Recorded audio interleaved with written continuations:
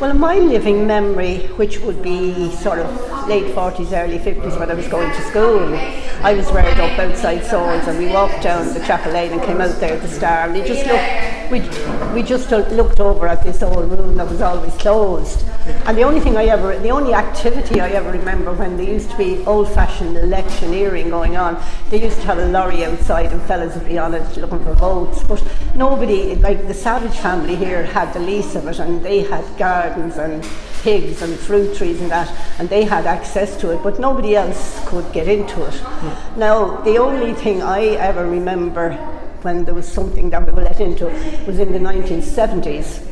And there was a lady called Mrs. Peck who lived in Rathfield Hall, and she was quite well off. She lived here for quite a while, and she put a lot of money into doing things in the town, and she organised this pageant all about, part of local history, it was all about the elopement of Mabel Bagnall, who lived in Turvey House, which I think was Hugh O'Neill. Now I should have looked this up before I told you about it. But everybody in the town involved in it. They were sewing in corners, and everyone was dressed up and in this thing, and we all came down to look at it.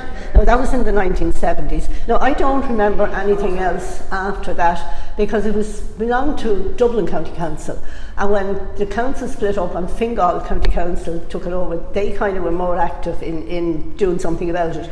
But in 1991, in Dublin County Council's time, we twinned with a town in France called Oswald-le-Ferrière. And it was in September, we all went over to France, and then they came back in September, the usual. And we had the ceremony in here in the castle, and it was just walking around in grass and briars in the background, nothing happened. But the people who came over were very impressed with it. And then I remember another time doing a tour with some business people that the business association here, forerunner to the chamber, they asked me to go around, and I remember there were Chinese people and that, and they kept saying, was there a battle here? Why is it a ruin so long? But it has been a ruin since 1325, So then when Fingal County Council took it over, they gained access, or possession of it, I should say, when they took over Newbridge House, because it was part of the Cobbs. The Cobbs took it over at the disestablishment of the Church of Ireland in 1869, and they had it leased to the Savages of Swords. So then when they took over Newbridge, they acquired the castle as well, and then we all started saying they want to do it up. And like in our local historical society, people were always giving out to me because there was cement blocks stuck in front of the castle, but I couldn't come down and fix them myself, So after that then we began having a very big local festival on the street, and then we had reenactments in it, and that went on up to about 2006. And that's mostly the kind of things I remember being in the story. We do genealogy in our centre, and some years ago we got a letter from a lady in Boston saying that Auntie Matilda or somebody said they owned Swords Castle. So I looked all this up and I wrote back, no, I said they couldn't have owned Swords Castle. Their name was Dunn. I said it was belonged to the first Norman Archbishop of Dublin and all his descendants, and I don't see how they could. I said, oh no, she insisted that they owned Swords Castle. So I discovered that from being from Swords, I used to hear my mother saying that there was Dunn's, the bakers, used to have their shop out along the street, and the chimney was up against the castle wall, it's still there. And I think it closed down in the 1930s. I said, maybe that's what they're talking about. So I looked all up the family, and I found their grave, and this is who they were. And I happened to be walking around here one time with Michael Lynch, who used to be the head of the Parks Department, and I was telling him, he says there's information about that down in the Cobb papers in Newbridge House. Tell somebody to show it to you. So I got this map. So what was going on, these Dunns, it was out there along the wall, they had opened a gate illegally into here, and they were showing people around, and they had a row with the Cobbs. So that's why she thought they owned it. Now, they were quite a well-off family, because I looked it up, and he was a master baker, and they had a shop there, and the wife worked in the shop, and they had a nanny for the children. They were quite well-off, but they did not own Swords Castle. But she probably still thinks they did. As far as I know, there used to be a wall, there was a hole here in the wall, and you might see where the cement is totally different here.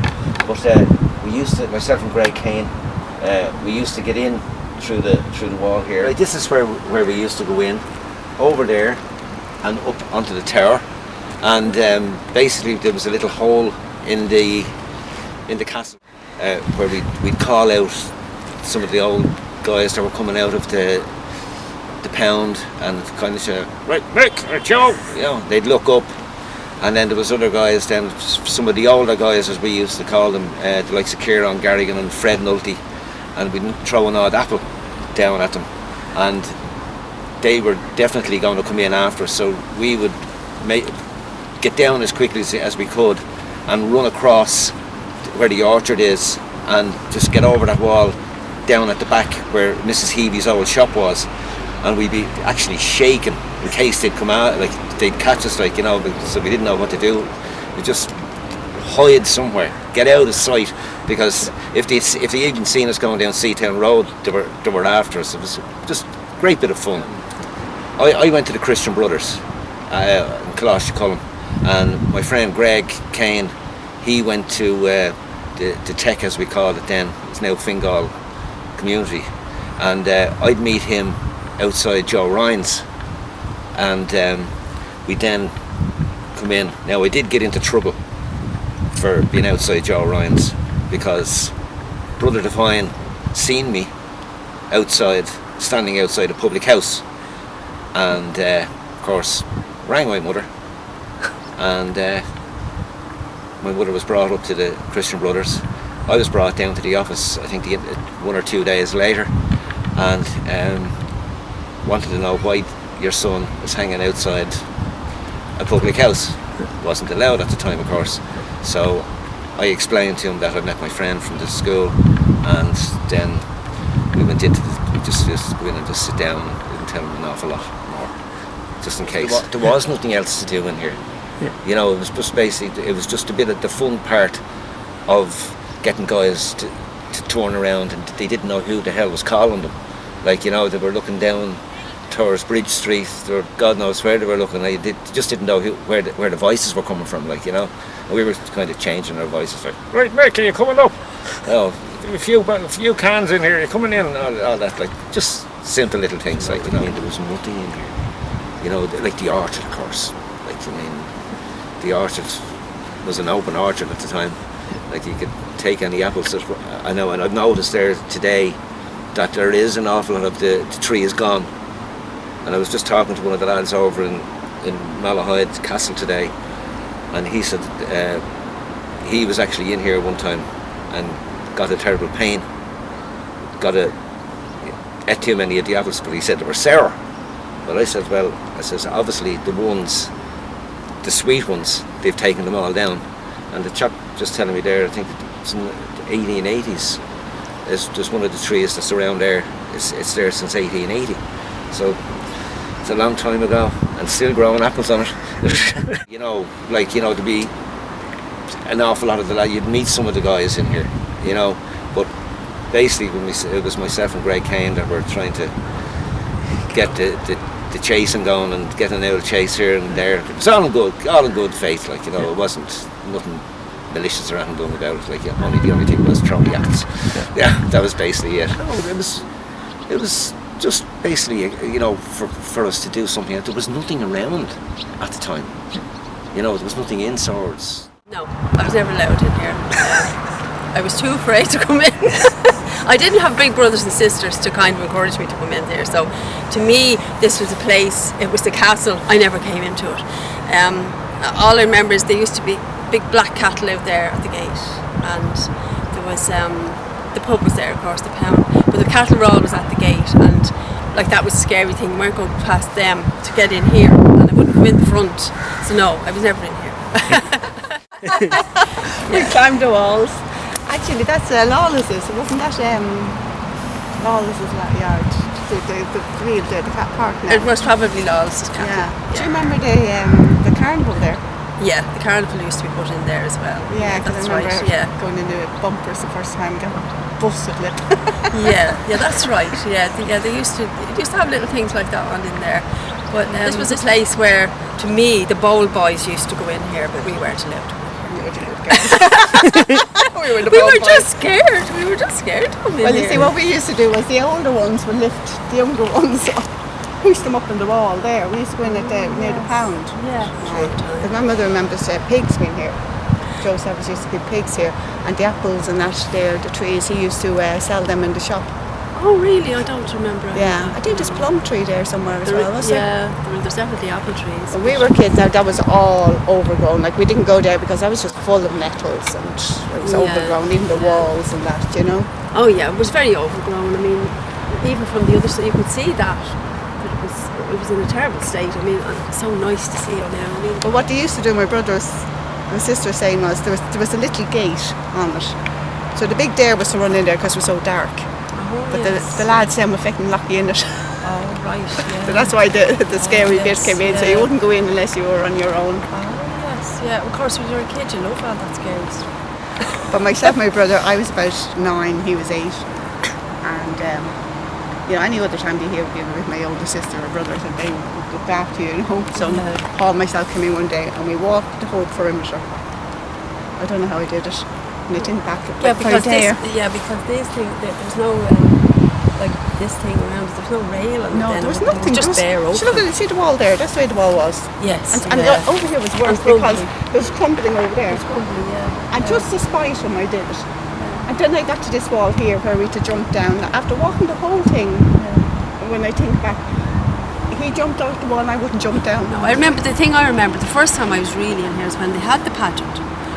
Were you in the pageant as a child? I wasn't, Kay was, my sister. She was in it as a child, yeah. And they had all seats up here. I remember like the big load of seats, and it all took part down here. Yeah. And Mrs. Peck, Mrs. Peck from from Rathfield Hall, she was married to Julian Peck, who was the brother of Gregory Peck. And they lived in Rathfield Hall, and she came here from America and she wanted to do things for swords. She wanted to do something with the castle. She did a lot of work up in St. Columba's Church, and she got the pageant going. And the local, my mother, Mrs. Thorpe, was one of them, was sewing, and Phyllis Gannon, who's also deceased now, she did a lot of sewing for the pageant. All these proper dresses they made, and they were beautiful. A lot of work went into them, a lot of work. And they were sewing on these machines for days and weeks before all these things were made. And there were some men in the pageant took part in it as well. Liam Hearn was in it. I can't remember all the There was people. horses, I remember some of the Had a few horses. horses, but I remember they had children dressed in like sacking, Hessian sacking, dirty faces, and they were the poor children. They ran across the middle of the pageant. But it was a wonderful day. It was a lovely sunny day, and it was a wonderful thing to happen. And unfortunately, it never happened anymore. They should have put it on again. There's something else on. Do you the remember costumes. there was the tug of wars when that used to be on? It used to be like a sports day, because I remember there was a tug of war used to be down there. I think nearly, not every year, but every few years they had something. Right, yeah. And then there'd be a place to get out to throw the horseshoes. Oh yes, yeah. I kind of vaguely remember something going on in here, but I was never at them. I was never at them, but I remember things used to go on in the castle. Yeah. Did they do that thing? Do you know when all the men used to gather around together, and they used to do it down in the lane? And the toss hating or something they called it. Do you remember? We'll have to See the difference ask between him. Doris was Protestant Protestant and swords, and we were Catholics, and We weren't allowed to do certain things. Well, of course, I always remember that what they always said about the castle was that Brian Boru was waked here on his way back from the Battle of Clontarf. But he wasn't. But he wasn't. But that was the story. Oh, yeah. Always, as a child, we always believed that Brian Boru was waked here. And we were told that. We were also told that this was 1800 and it's 1200. Yes, yeah. A lot older than I thought. Yeah. Yeah. It's but Brian Boru was actually waked in the old Protestant, the old church, which would have been a Catholic church then. Yes, In yeah. Column Kills. Yes. The room's still there, isn't it? Yeah, it's underneath, I think, isn't it? You see, the problem with the castle was it was always closed. You weren't allowed in it. You No, know. no, you weren't. Yeah. As you say, as kids we were told the monks owned it. Yeah. You know, but if you're saying Cobb owns it. Well, he had something to do with it, definitely. Yeah. Yeah, and I always thought that the Savages held the key. Yeah, they did. If you wanted to go in, if visitors came to Swords, Americans at one time, if they wanted to get into the castle, go down to get the key off Joe Savage. He Yeah. had the key and let them in to have a look, but otherwise nobody was allowed in here. Yeah, So- and those few times we went in because the door was open. Yeah, well, yeah, you just... That was the handy days. You'd We didn't have sneak to on in, the you'd wall sneak in. and the scrape legs. Yes, that's right, yeah. But no, apart from that, there was nothing happening. We weren't allowed in here. Well, See, I think it was supposed to be haunted, wasn't it?